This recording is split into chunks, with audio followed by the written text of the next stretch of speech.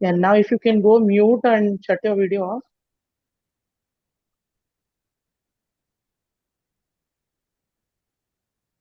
Mahesh, we can start.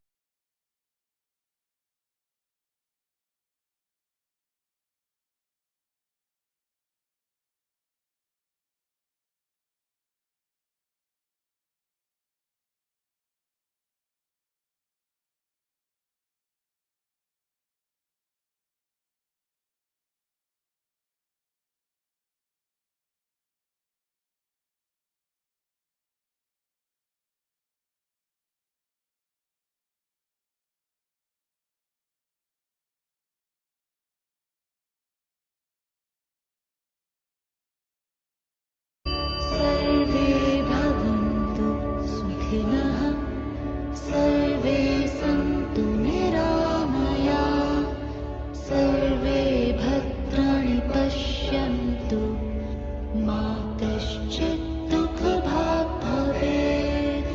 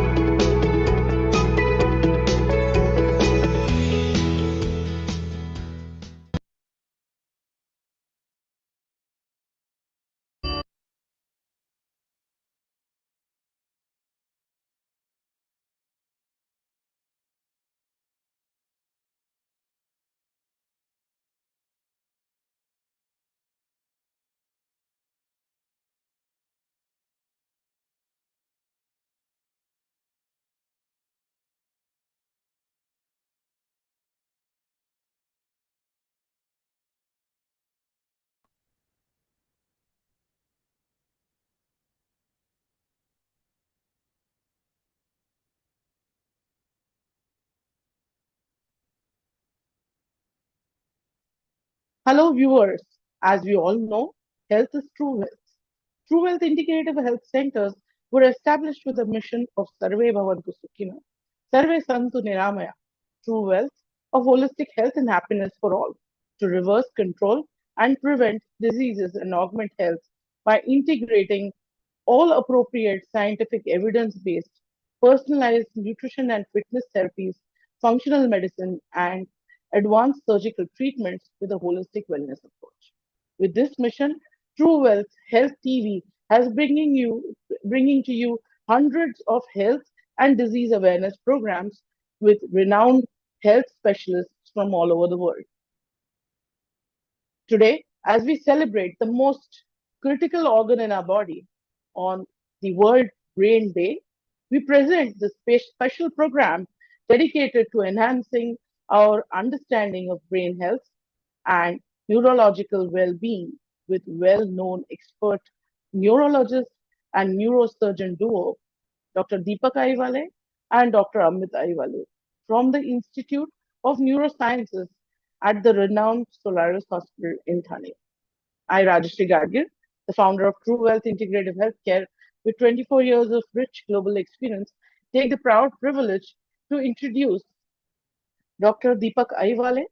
He is a senior consultant neurologist for the past 2 decades, attached to several hospitals like Jupiter, Bethany, Hiranandani hospitals in Thane. As the director, he has established a dedicated neurocare center at the Solaris Hospital, which is one of its kind, multiple special super specialty surgical and medical care center equipped with recent innovations.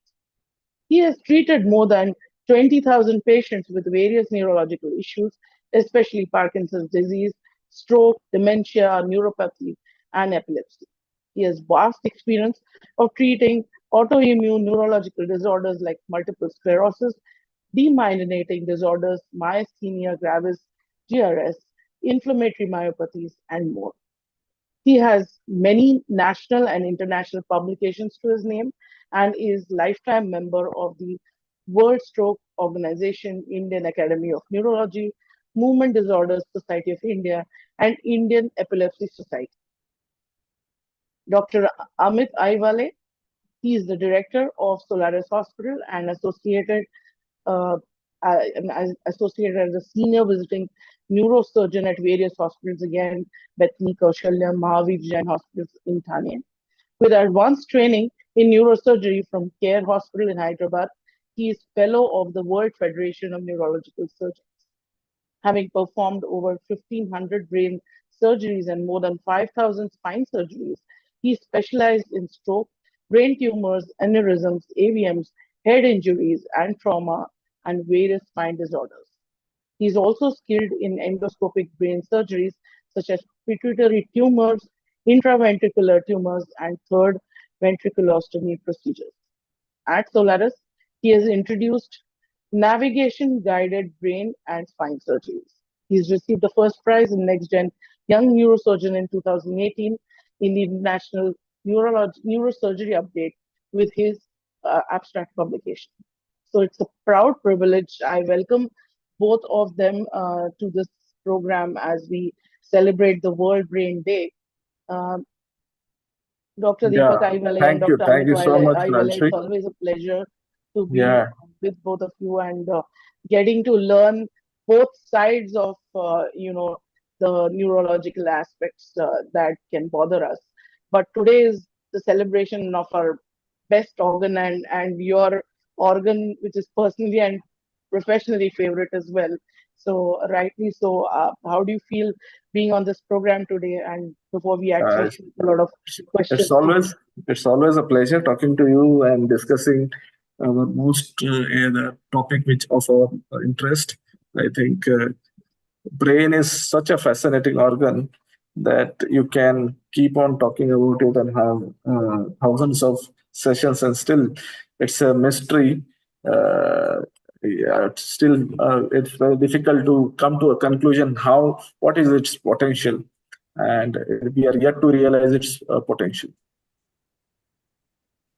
Sure. Dr. Amit, Yeah. would you like to say a few words? So basically, it's a nice way to celebrate World Brain Day because everyone in nowadays a bit aware of about the cardiac elements, heart, and then coming to the cancers. A lot of awareness is being there, but still, brain is lacking behind in terms of its importance for human life and in terms of its potential in improving the quality of life, not just about the pathology but the good quality of life. When you have longer healthy lives, people are living more than 60 70 now. There are people who are in their 90s but still healthy, but the brain as a part, it's very important aspect of your life. So I think it's a nice way to celebrate today, the World Brain Day, and let's get some knowledge and dig into the deeper into the brain. Yeah. So, Dr. Deepak, I mean, you see so many patients every day, and we all think brain is such a critical organ in our body, but and we all know how much influence it has on every aspect in our, or rather on every aspect, every cell in our body. But what is brain exactly? What are its different parts, and how does it function? How can we generally, as a normal person, understand it better? So basically, I think as Dr. Amit was mentioning, we need to focus on what positive aspects of brain health can be utilized, because we often are talking about illnesses, but why the brain is most important, because brain is concerned with all domains of our lives. Like supposedly we have to experience this world in terms of various through our senses, for taste sensation, for visual delight, for various delicacies to taste, and then touch, a sensation of touch.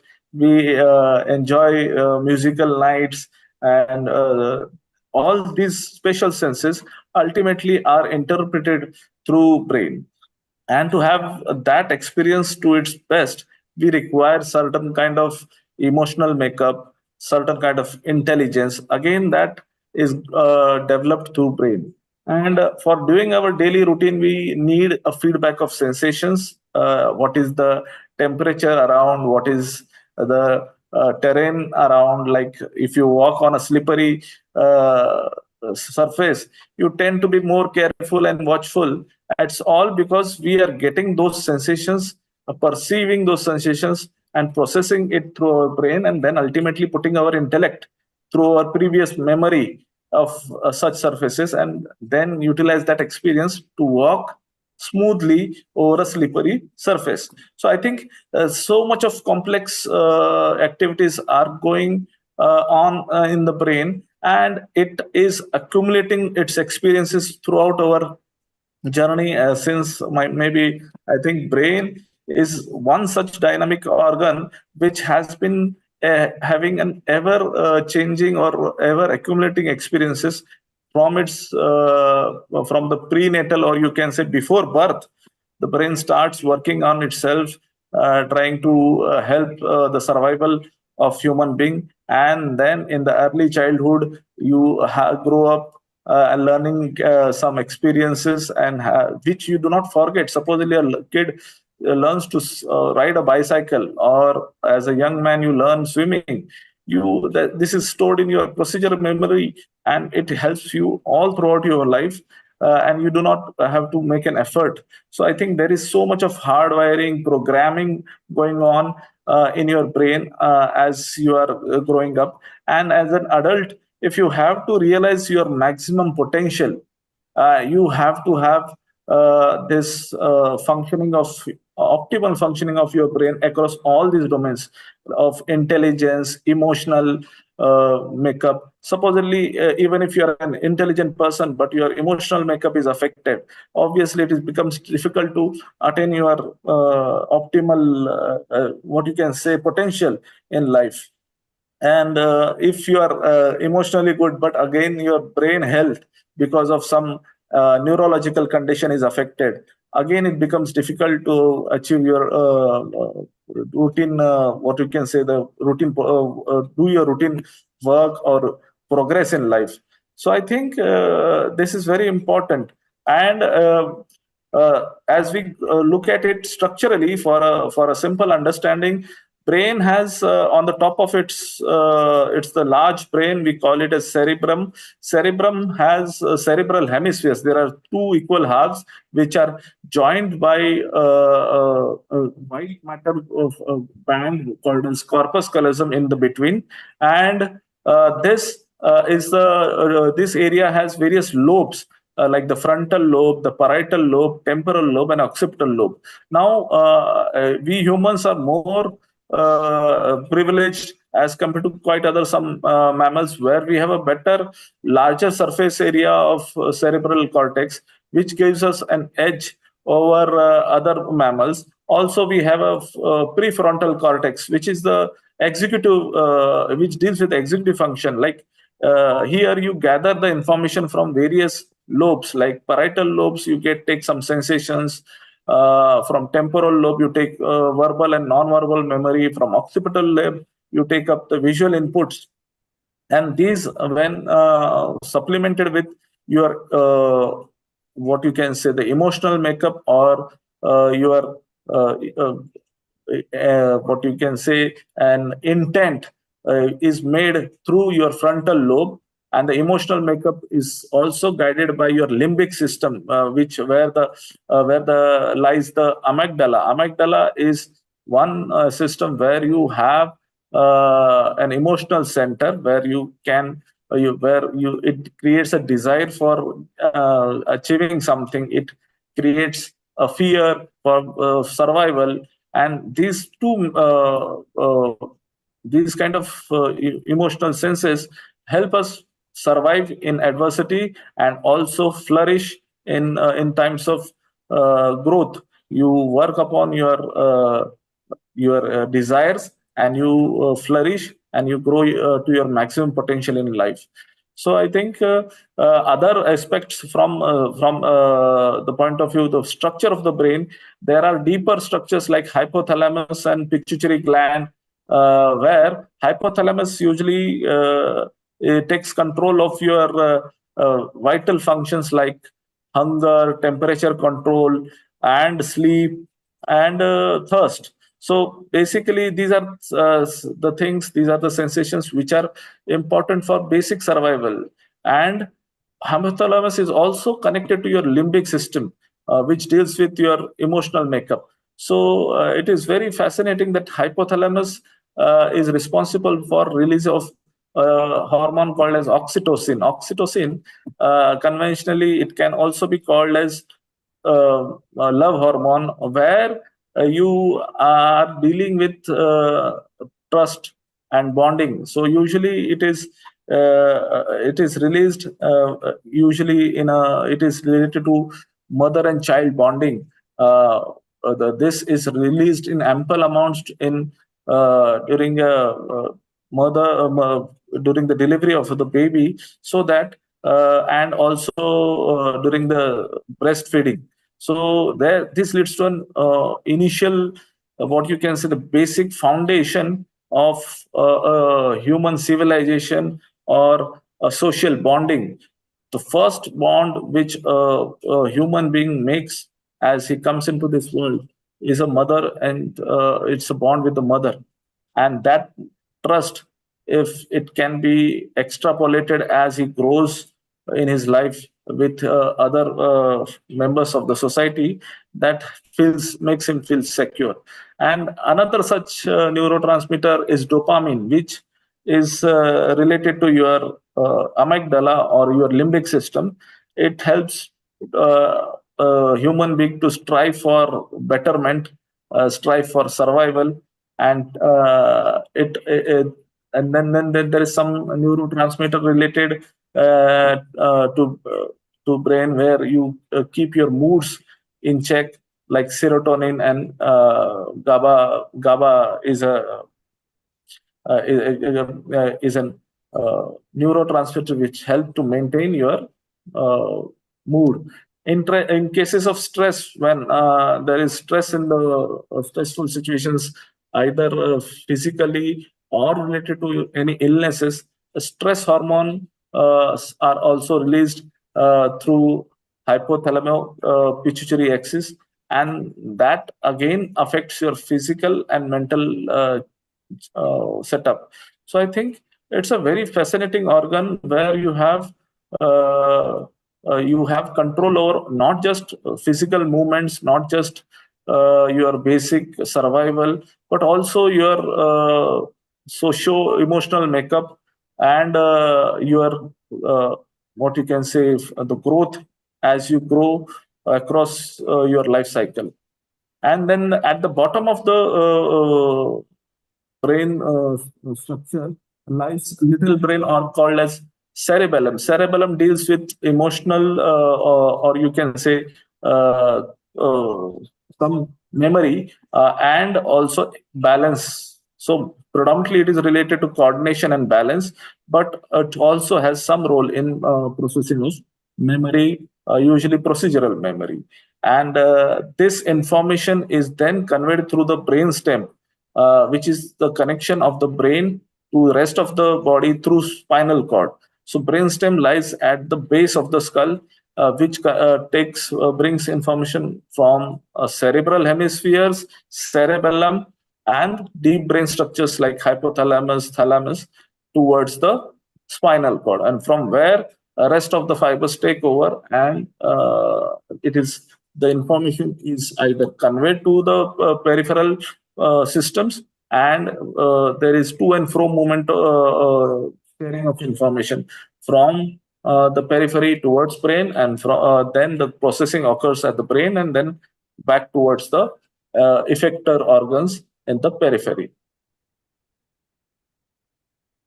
So I think if I have to limit my answers, you have basically two cerebral hemispheres, deep brain structures called as hypothalamus, pituitary gland, and limbic system. then the brainstem and cerebellum. So this makes up the structural part. And another fascinating thing I would like to say, that brain is just 2% of the body weight, but it is so enormously working that it is high, it has a very high metabolic rate. It utilizes in spite of being 2% of the body weight, it utilizes almost 20% of the energy of total body expenditure. So it is very what you can say, high energy consuming organ. It has no muscle mass, but it is composed of just 60% fat, and 40% is made of some water content, proteins, and vitamins. And still, it is so fascinating that its requirement is so underestimated, that you have to work for brain. Whenever you advise some person to have a physical activity, people think that physical activity which is advised is just for the care of their heart. I would say, if you increase your physical activity, you are not just helping your heart, you are helping your brain as well, because that is improving the cerebral oxygenation and perfusion, and obviously ultimately leading to a better environment for the brain to flourish. So I think physical activities, which was one of the interventions which you are advising lifestyle modifications, more so in terms of cardiac health or cardiovascular problems. Brain has its own advantages of lifestyle modifications. Yeah. So that was yes, Dr. Amit. Just to continue with Dr. Deepak, as he Can told, we stop sharing the screen? Yeah. So just to continue what Dr. Deepak was telling, brain is the most complex computer that is available till date. So it has its hardware, as it is anatomy, and it has its software, that is physiological part. So basically, now as Dr. Deepak was telling, the cardiac health indirectly helps the brain. I would say the brain is one who controls your heart, because your heart rate, your automatism is indirectly controlled with the brain. Even your breathing patterns, your breathing, you're taking in oxygen and leaving the carbon dioxide is again in the control of brainstem. So the functions which we don't know independently, but are ultimately controlled by the brain. So brain is considered as the master of all the organs indirectly, because even while you say kidneys are important, your urine output is indirectly controlled by brain. So how much urine has to be poured out, indirectly controlled by the brain hormones. Then again, when you say the bowel, someone is constipated, again the bowel activity is controlled by the brain. So when we say why brain is important, because as a human body, all the organs indirectly are controlled by the brain. So I would say definitely the brain stands most important and most neglected part of our body till date. We realize that it's important, but we do not give that much importance and do not care about its health. So it's time now to get much more awareness. Just now we are making a lot of awareness about CPR, the cardiorespiratory. When patient is in the cardiorespiratory arrest, we give CPR, but CPR is actually not to regain the heart, but it is to preserve the perfusion of the brain and protect the brain from going into the hypoxic injury. So it is not actually for the heart, but it is actually for the brain to survive. So the CPR should be on immediately and should be timely. So that is what most important thing. As a brain, we have to realize it's important and put more efforts towards brain health. Absolutely. So I think to add to the same things, as we have been missing this thing that it's the brain heart, be it a brain heart connection, be it brain kidney connection, be it a brain intestinal system or your digestive system. So I think these all systems are having a two-way communication. It's a feedback loop. you are getting some responses from the periphery, like the heart gives some responses towards the brain, and the brain gives again a response to heart.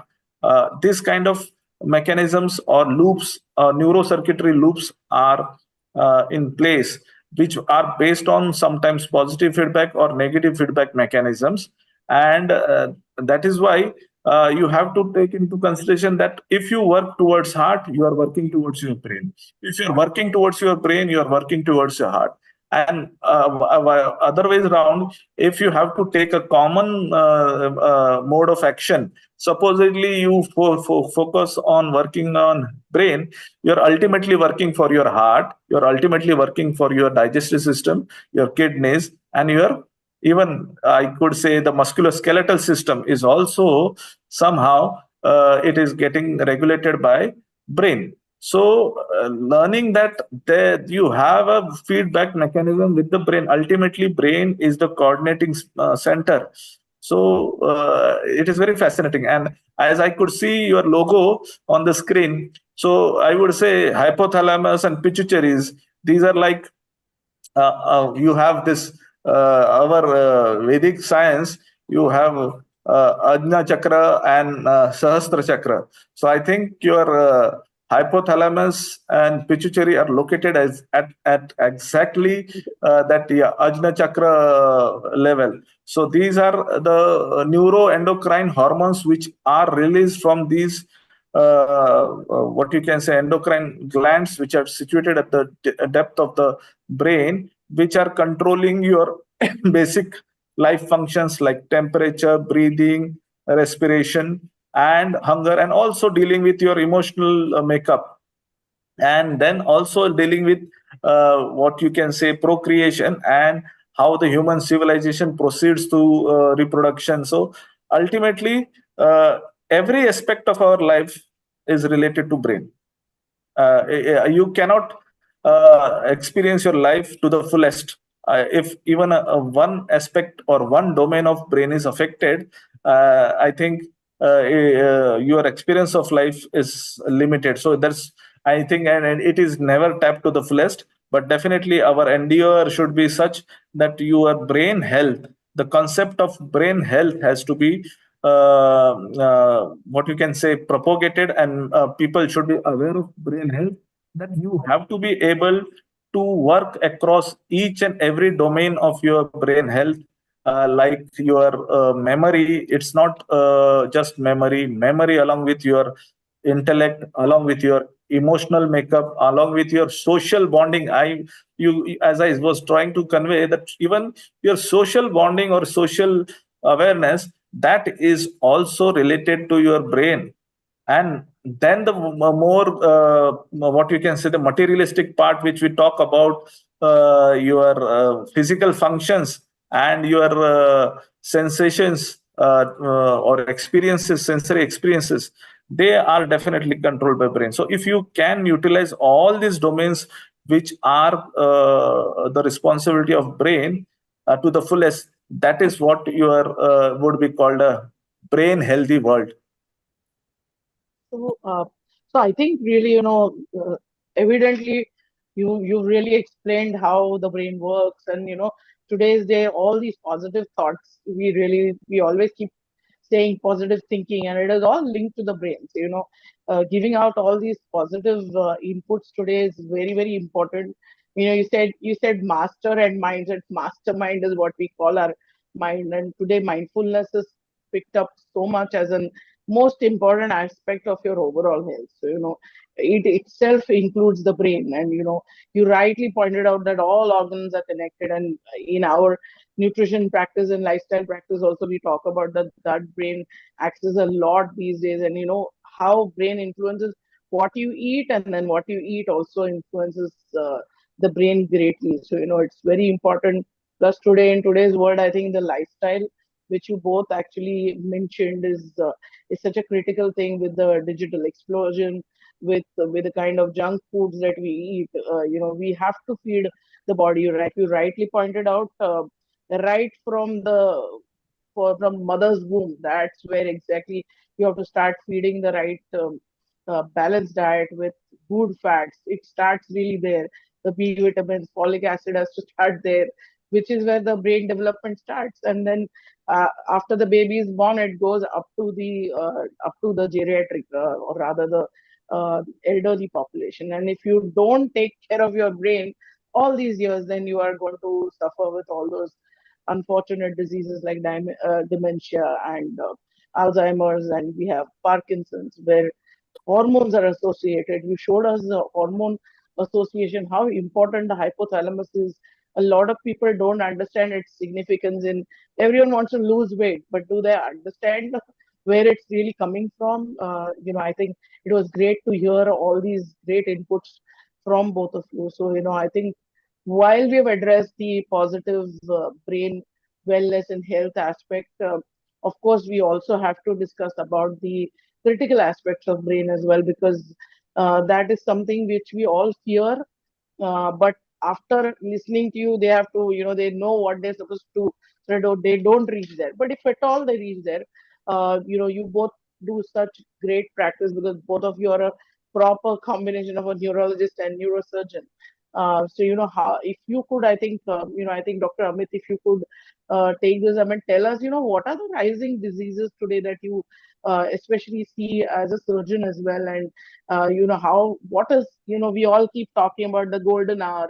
If people get these kind of critical diseases, when are they supposed to reach the center? What is the methodology that patient can So, really so follow? I think I would just interrupt. I would take up the question, and I think maybe Dr. Amit could take it from this Sure. side. So I would. So basically, we elaborated on the positive brain health aspect because it is often missed in our routine understanding of health, and that is very important. But now, after having passed this aspect of a positive brain health practices, if we have missed being the preventing illnesses, it is very important to identify various neurological illnesses early. But what are the major illnesses which are causing disability or burden in your human life? So basically, strokes are the most common, then headaches, migraines, in middle age, migraines, strokes, dementia in elderlies. In younger age groups, neurodevelopmental disorders or maturation defects like autism disorders, autism spectrum disorders, encephalopathies, various leukodystrophies. These are and sometime earlier there were infectious causes which were predominant. Now, in recent times, autoimmune causes causing autoimmune encephalitis are on the rise, to which affect brain health. And to identify them, I think we need to be aware of various aspects of brain functions and identify the symptoms early. In with regards to, I think, neurosurgical aspect, I think Dr. Amit can mention what are the various illnesses which are looked upon as a burden, disease burden in neurology. Yeah. So basically, when we call a golden hour, that means that tissue has viability. So any organ in the body definitely has some specific viability. So that's why I would say the kidney can be transplant, heart can be transplant, but still the brain transplant is not successful. It's because the time is most important thing. The brain cannot survive without the supply of the blood, and the damage which it can cause, it has to be sustained, and quicker decisions has to be taken. So now with the increasing activities and fast life, we are seeing most commonly that road traffic accidents are on rising. The head injury part, it has been increasing day by day, and because of the vehicles, now the roads, the quality of the roads, bigger potholes, accidents, the activities like construction work, the falls from the construction, fall from the tree, all those contribute to the head injury. Again, use of mobiles during the car driving, drowsy driving like overnight shifts, and then in the wake morning driving the car. These are the most commonly seen causes of the accidents and head injury. These patients definitely need utmost care and utmost emergency treatment to be provided, because there is a golden time which needs to be addressed. If this patient does not get the good neurological care in time, these are irreversible damages, and patient definitely can land up into the permanent deficit in terms of maybe paralysis, maybe some neurological deficit depending upon the point of contact or injury to the brain. Secondly, the brain tumors are increasing in numbers. Either it can be because of the early diagnosing and more awareness in the people, use of MRIs in the early stages when the patients are having headaches. Previously, maybe we are not able to have immediate MRIs, but now the MRIs are easily available and cheaper. The more and more early diagnosis of the brain tumors are getting fine. And then these are maybe benign and malignant depending upon the types of brain tumors. Most commonly, they are benign, which can come in the females like meningiomas, or it can be benign in terms of like schwannomas, pituitary macroadenomas. These are the most common benign tumors. Malignant tumors, glioblastoma, oligodendrogliomas. These are glial variants. I will not go into the details of that because that will be a very technical part. But definitely the tumors are increasing now.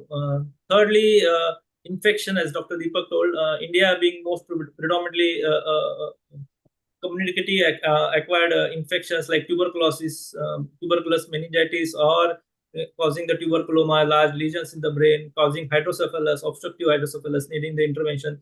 These are the cases which we see routinely as a neurosurgeon, because India being still considered as a developing country, and more common infectious diseases are there.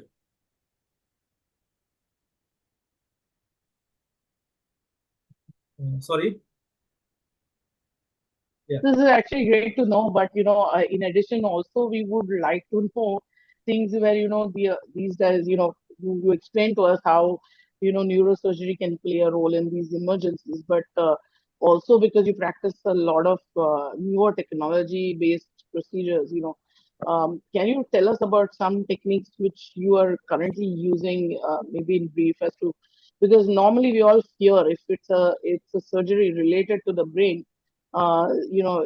Any kind of invasive surgeries are absolutely fearsome. So are there more newer techniques which are less invasive, less less that we should fear about? If you could explain that to us as well. So basically, brain as each part of the brain has some important function. Even millimeter of the brain definitely plays some part in your body. And during the surgical aspect, if there is any trauma or any injury to the brain, definitely that can extrapolate into your post-operative outcomes.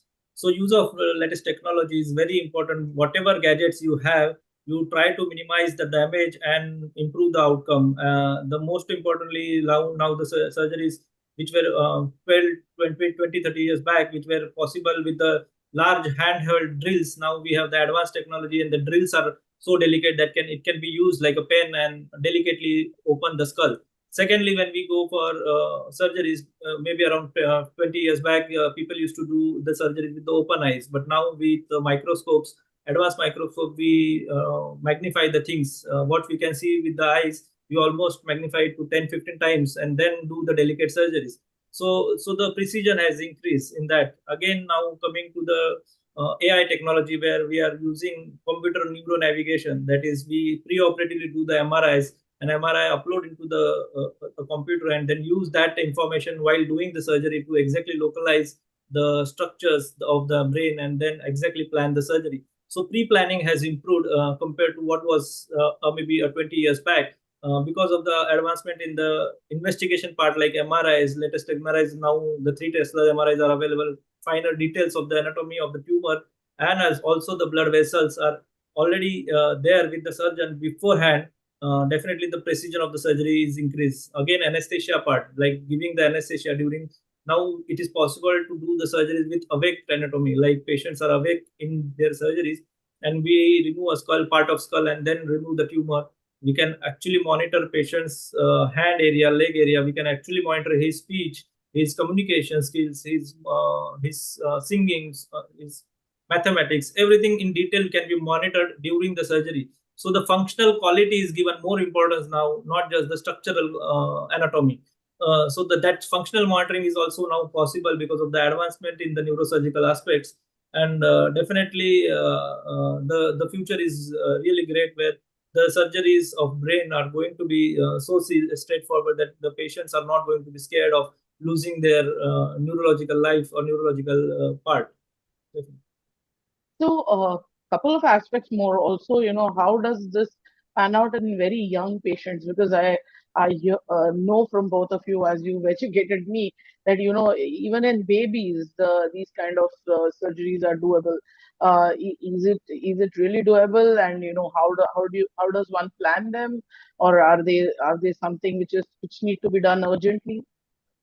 Yeah, because now that, as I told you, latest technologies and investigations are available. In intrauterine, if there is a finding in the sonography, the patients are subjected to the MRI. And if there are some curable diseases in the pediatric fetus, intrafetus surgeries are now possible, like meningocele, meningomyelocele. Simple closure of the meningocele is possible intrauterine, depending upon the severity and the facilities available. Even those cases, pediatric cases where immediate intervention is not possible, that can be delivered, and in post-operative, immediate after the birthing, depending upon the emergency situation, the surgeries can be planned depending upon the facilities available. Again, if those are elective surgeries, definitely pediatric neurosurgical cases are planned between 6 months to 1 year, because that is the best time period where a pediatric neurosurgical outcomes are better, because a brain is something which is even evolving even after the birth, and complete brain development is usually considered during the adolescence, I would say. And what about the rehabilitation part? Like, after post surgery, how important is that? And I think, because that is one more thing that Solaris we focus on, both of you. So, I think Dr. Amit Aiwale, you can tell us, and then of course I'm going to ask I our always Dr. Deepak a much larger question when it comes to As I always tell my patients, if you have your engine or a car repaired, but if it is not oiled properly, or if it is not used consistently, it is again going to be damaged. So when you have gone under surgery and you are recovering, definitely your body or your the body function has to be utilized in that way. So rehabilitation is something like utilizing your deficit part and improving that, working hard on that.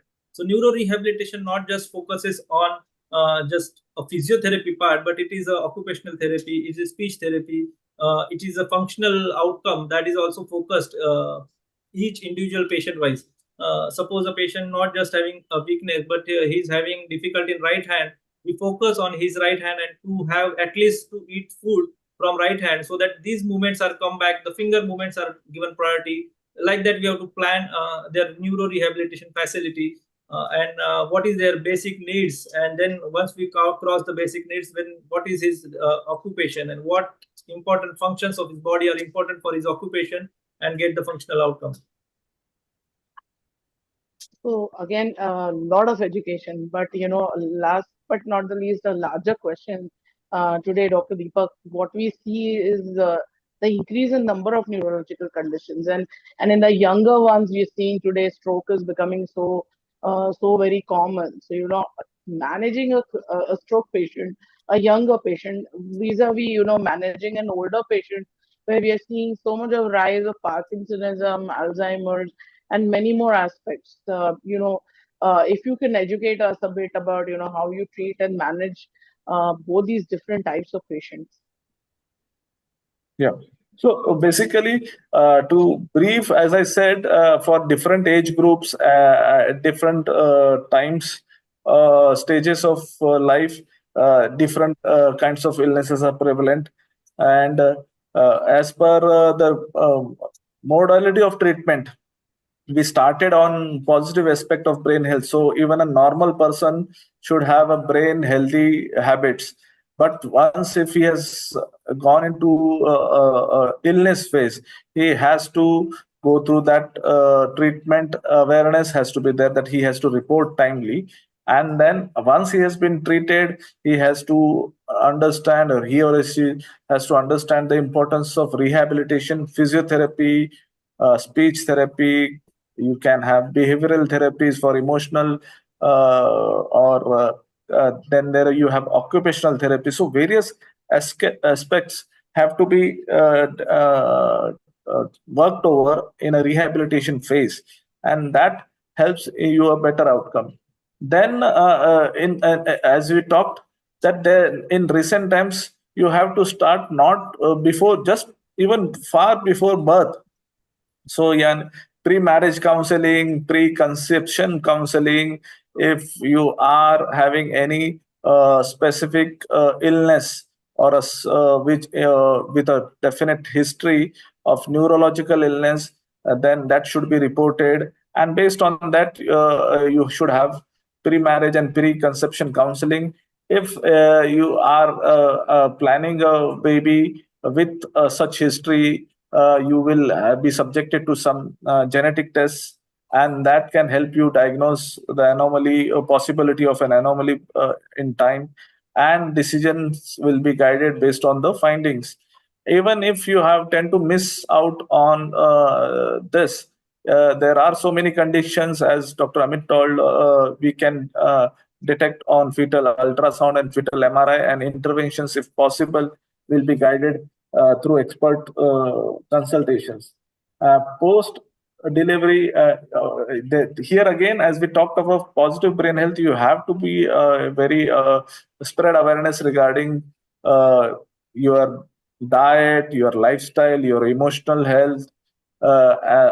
In terms of the females who are pregnancy potential, it depends upon their background, how well nourished they are, how is their emotional makeup. So all these things have to be taken into consideration. As we have a group of neonates, or what you can say, children up to 5 years, there are milestones which have to be followed, and those milestones, if delayed, have to be reported. Obviously, in urban setups, people do visit doctors frequently for vaccination, and these are picked up in urban setups. But while in rural setups, the awareness has to be increased with regards to your universal vaccination policy, and obviously frequent follow-ups with the pediatrician, so that some findings have to be picked up early. And in case of supposedly these are referred, then advanced neuroimaging, fit MRIs, and advanced monitoring like video EEGs are available, which can help us to detect childhood epilepsies or childhood encephalopathies. Certain MRIs can detect childhood brain tumors. Most of these tumors, like medulloblastoma, craniopharyngioma, these are like, if detected on time, can be cured. There is a possibility of total cure here. And congenital hydrocephalus, you can have shunt surgeries on timely shunt surgeries. So basically, in this age group, you can have congenital encephalopathies, some epilepsies, which are totally reversible if detected on time and treated well. Because if you do not detect these cases, like supposedly absent seizure goes on unnoticed for maybe sometimes years, because it only reflects in a child's scholastic performance. He's not doing well, and he is blamed for nothing, because he's actually going through epilepsy and he's not able to cope up with your classes. So such scenarios have to be reported to the doctor, and then a proper evaluation through clinical and diagnostic modalities is done, and timely treatment helps to have a better future for these kids. And during adolescence life, again, there are various disorders which are more common in teenage, where you can include epilepsies, multiple sclerosis. Now, recent times, you are diagnosing young strokes as well, where you have risk factors like hypercoagulable states and vasculitic infarcts. So these again can be timely detected. Again, if you have knowledge of symptoms related to stroke, you can act fast by bringing to notice about your symptoms by just checking your smile. If you have a sudden change in smile or difficulty with speech, you can just get it checked with the family member, that is my face looks somewhat different from earlier symmetry, or am I my speech is slurred. Then you can raise your hands forward and just look for an arm drift or check your hand grip. You can walk along and check whether the feet are dragging. And if this has been there consistently for 10-15 minutes, you should not be waiting more at home. You should be referring yourself to a emergency department where it could be checked and confirm the stroke. If confirmed early, there is a possibility of offering thrombolytic therapy. Sometimes you can have endovascular thrombectomy, and certain times it could turn out to be a hemorrhage, or in that case, surgery can be planned, and if they are done timely, results are wonderful. Again, after having done all the treatment, if you are left out with your some residual problem, the rehabilitation part, as Dr. Amit was mentioning, rehabilitation is far underrated. It is that repetition of what you can say, the deficit has to be negated by assistance with physical therapy, physiotherapy, limb movements, various other modalities like occupational therapy, how to bring back these people into a functionality, like how they can do their daily chores and come back to their routine life. And if they do it consistently, there is a high possibility of coming back to their daily routine. So these are underrated. That rehabilitation part or neuro rehabilitation is far underrated. I think we should underline the importance of not just active treatment, but also post-treatment assessments, and going in for rehabilitation on a consistent basis, so that they can achieve early recovery and less disability in their life, which is coming ahead. So I think going back to such an extensive input you've given us, and I think that's the reason why it is so important to approach a neurologist when you are suffering from any such conditions, and that's why they have much higher and experience and expertise in treating these diseases. That's very evident from Dr. Deepak's talk, and the different types of technological advances that Dr. Amit really told us today. So I think having said that, going back a bit quickly to the positive spin that we were talking about, the brain health, and a lot of times I get these questions where people ask me, are there any foods that can boost brain health, and how does a personalized nutrition sort of help in neurological conditions or even neurosurgeries?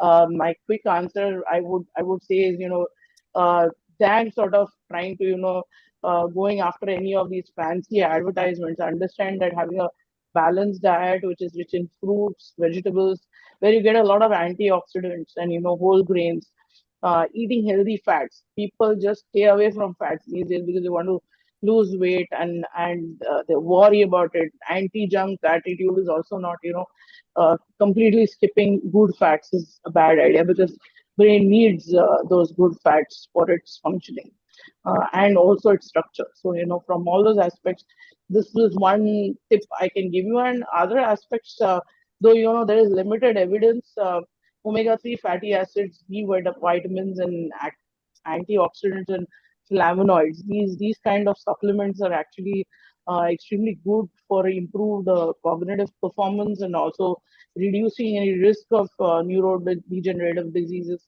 Even if you have these kind of diseases, it's good to take them because they can really support. It's proven in a lot of disease conditions like stroke. And also today we see it in Alzheimer's and Parkinson's. The nutrition can definitely support, and a personalized approach can really help because people have their own people have a neurological condition, but they have other conditions around it, other metabolic diseases. So it has to be properly assessed, and their dietary needs, preferences, taking all that into consideration, the food intolerances that they have. If we give them a good nutrition plan, and with that, if you do some good counseling, what it really helps is it really supports improvement of the cognitive function, reduction in disease progression, and also it potentially improves the compliance and enhances the medical effectiveness as well, and also supports the surgical recoveries in neurological conditions. So it's such a pleasure to actually be able to celebrate and talk about all these different aspects of brain health today, and the different neurological conditions with Dr. Deepak and Dr. Amit here today. And both of you always make the time for bringing these educational programs and spreading more awareness about brain as an organ and everything around it. So can't thank you enough for being here today on a Sunday to be able to educate people and educate our viewers about our brain itself.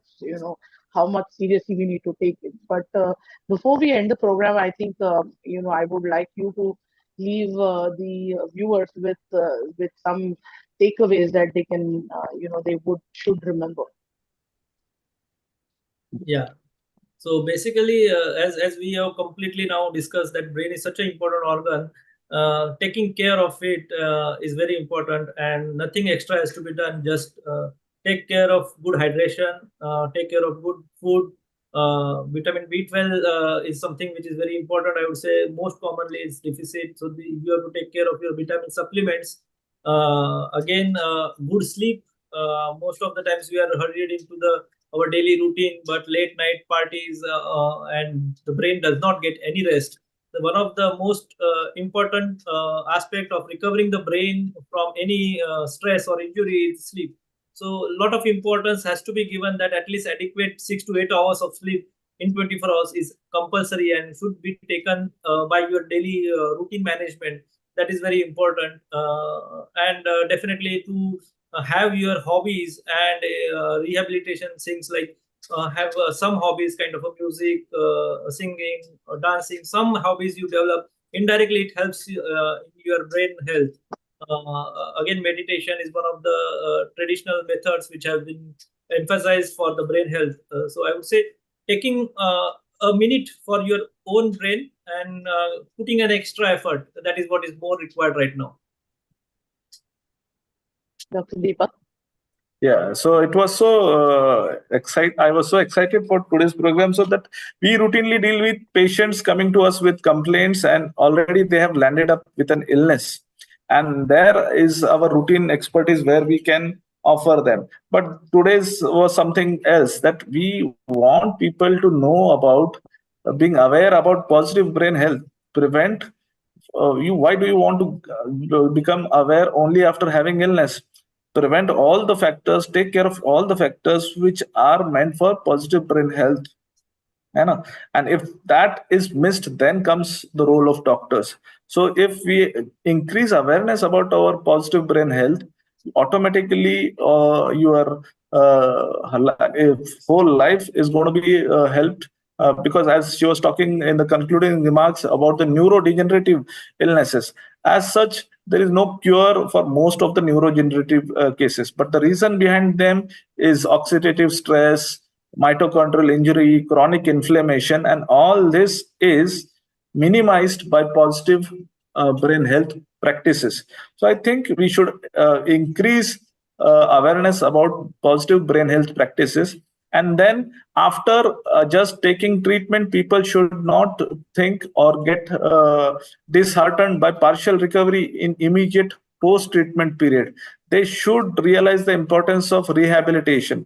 Rehabilitation, if done well, you are going to come back to your routine daily lives. Most of the times it's just inconsistency or lack of perseverance which is causing partial improvements. So I think today's Brain Health Day, I would like to spread awareness regarding the positive brain health practices, and also about the rehabilitation part, because in our routine practice we are dealing with treatment and identifying the illnesses and treating them.